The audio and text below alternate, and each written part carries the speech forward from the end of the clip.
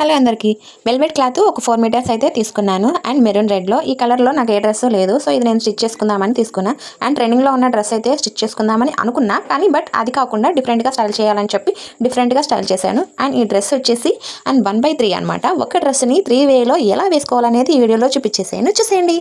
Velvet cloth నాకు ఆఫ్లైన్లో తీసుకున్నాను. 150 రూపీస్ పడింది ఫర్ 1 మీటర్ అండ్ 4 మీటర్స్ అయితే తీసుకున్నాను. ఇక్కడ మనకి యొక్పాట్ దగ్గర అయితే ప్రిన్స్ కట్ ఇచ్చేసా అండ్ అంబ్రెల్లా కటింగ్లో లాంగ్ లెంత్లో స్టిచ్ చేసుకున్నాను. అనుకున్న డ్రెస్ కాకుండా వేరే డ్రెస్ అయితే ఇక్కడ స్టిచ్ చేసుకున్నాను అనమాట.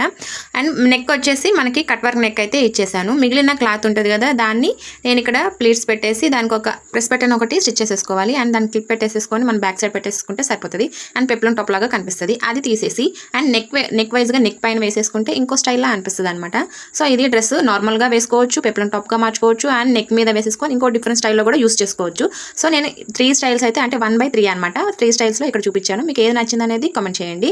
సేమ్ వెల్వెట్లో ఏ కలర్ అయితే ఉందో ఓని కూడా ఆ కలర్లోనే తెచ్చుకొని ఒక గోల్డ్ కలర్లో వేసేసుకొని మనం దాన్ని కూడా పేర్ చేసుకున్నామంటే లెహంగా టైప్లో కూడా కనిపిస్తుంది. సో నా దగ్గర ఉన్న ఓనీని అయితే ఇక్కడ పేర్ చేసుకున్నాను. అండ్ మీకు ఏమండి అంటిల్ దెన్ బై బై.